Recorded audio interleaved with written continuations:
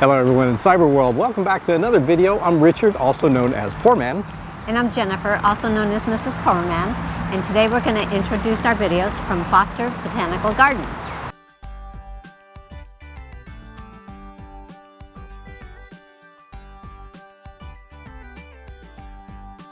If you enjoy this video, please like, comment, or subscribe.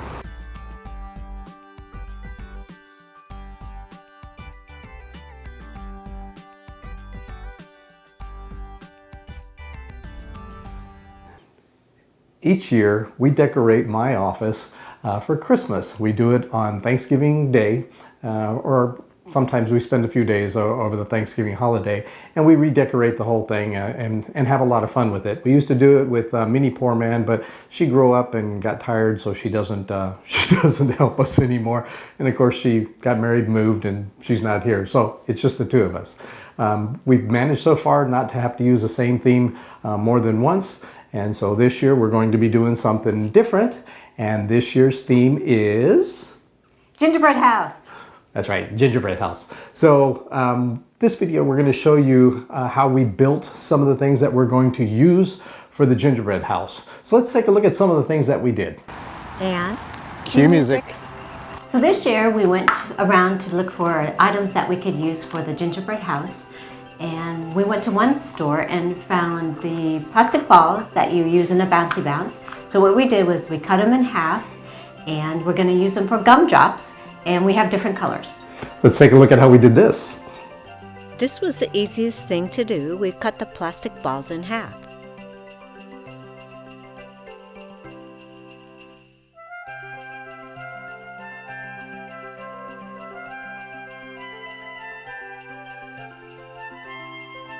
The next item that we made are snowflakes.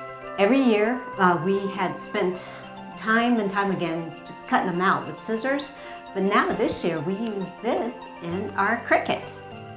And in addition to the standard snowflakes, we made quite a few of those.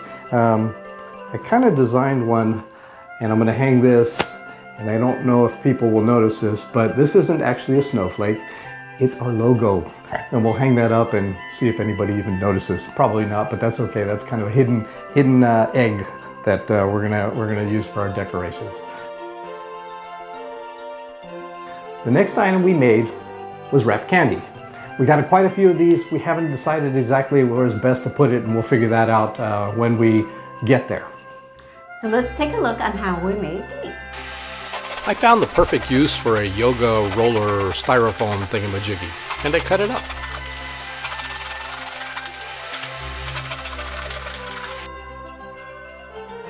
It was then a simple matter of cutting up some wrapping paper and wrapping these discs.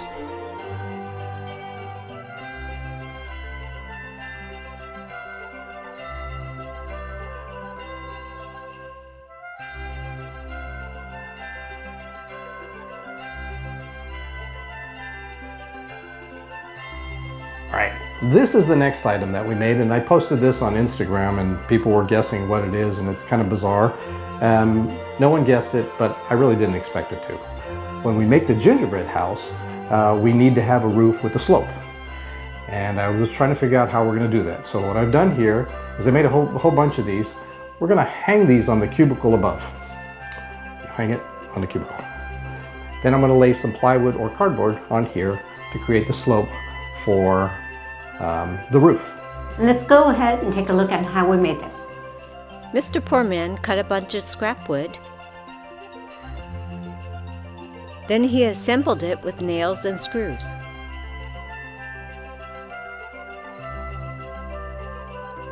So, in every gingerbread house, we need candy canes. Let's take a look how we built this.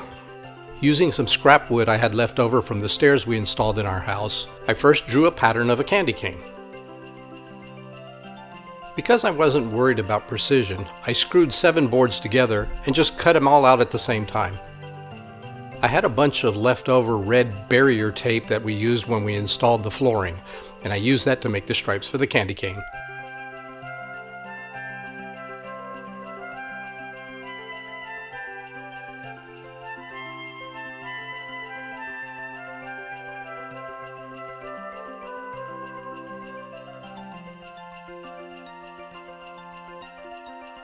And the next item is Lollipop, lollipop.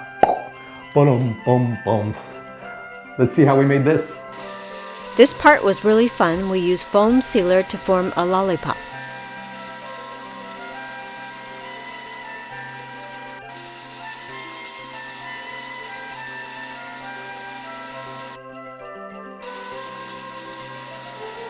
Mr. Poorman used many colors to form the lollipop.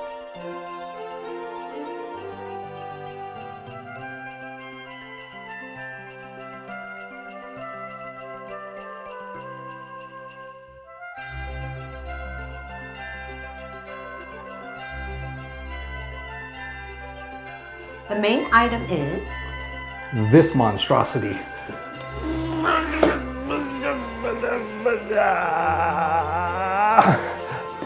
Yes, we made a giant candy corn, and in addition to this being a candy corn, we're going to decorate it as a candy corn Christmas tree with some bulbs on it. Let's take a look at how we built this monster. I created a mold using some plastic and balloons, and then covered it with foam sealer. Once the foam hardened, I shaved it down.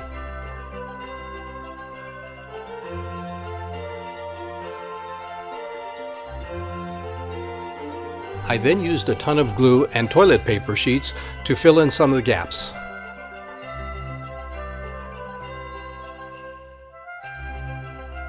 I then mixed up some plaster of Paris to smoothen out the rest of the project.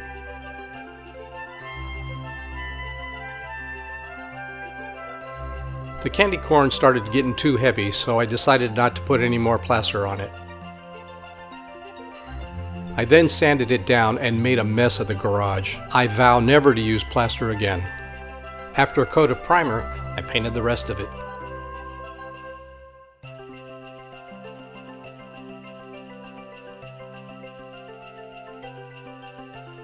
We hope you enjoyed part 1 of this series. Next week, we'll bring part 2, where we take all these props and more, and we actually decorate the office. So until then, Bye-bye.